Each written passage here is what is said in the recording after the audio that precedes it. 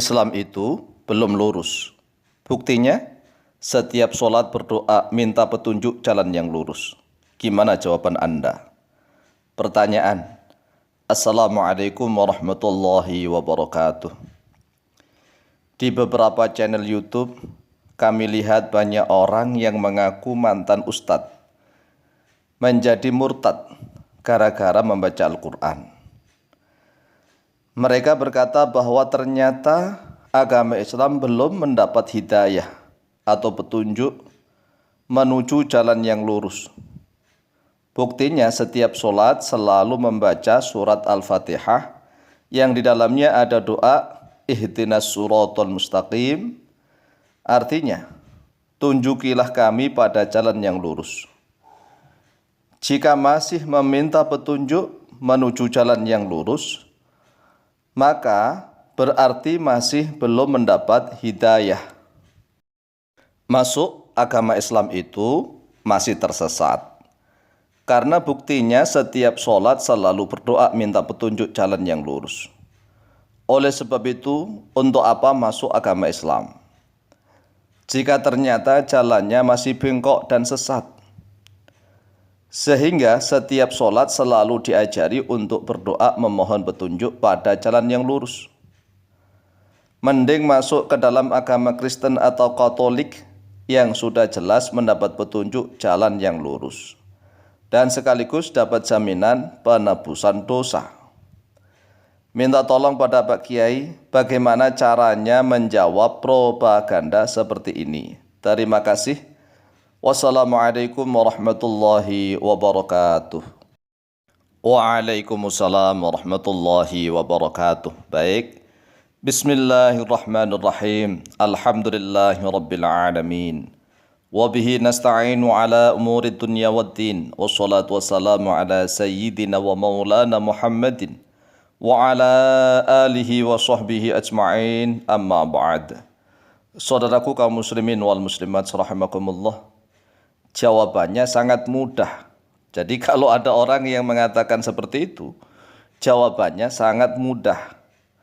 Ucapan doa ihdinas suratal mustaqim, ihdi, tunjukilah oleh engkau ya Allah, nah pada kami, as-surata pada jalan, al-mustaqimah yang lurus.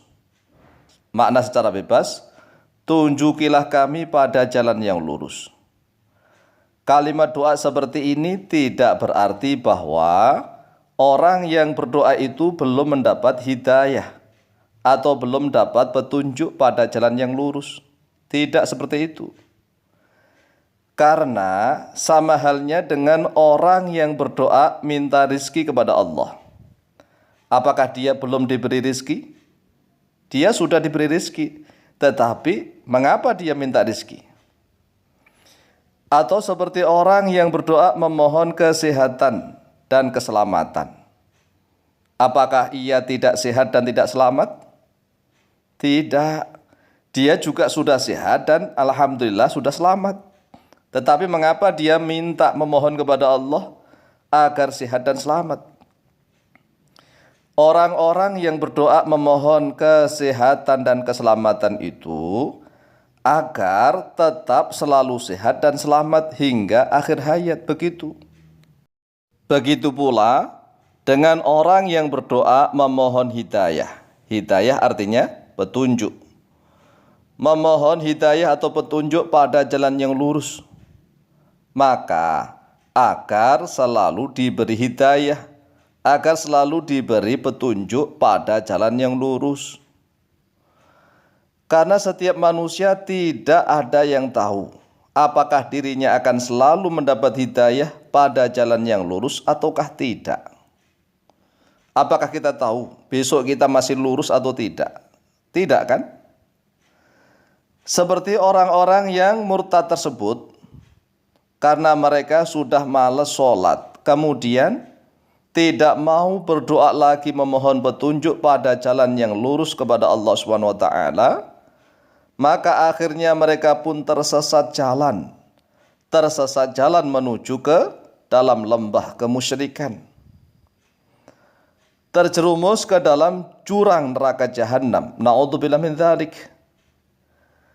Inilah yang dimaksud dengan doa ihdinas siratal mustaqim.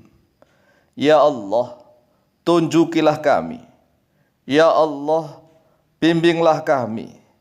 Ya Allah, tuntunlah kami kepada jalan yang lurus yang Engkau ridhoi. Sehingga dia hari ini alhamdulillah masih Islam. Besoknya masih Islam, masih Islam, masih Islam terus hingga akhir hayat begitu. Tetapi karena dia sudah malas bahkan berpikiran terbalik. Kalau begitu agama Islam belum dapat hidayah dong. Belum mendapatkan petunjuk ke dalam jalan yang lurus. Lah buktinya kan selalu berdoa ihdinas siratal mustaqim, ihdinas siratal mustaqim. Daripada Islam belum mendapatkan hidayah petunjuk ke dalam jalan yang lurus, maka akhirnya dia pun malas sholat.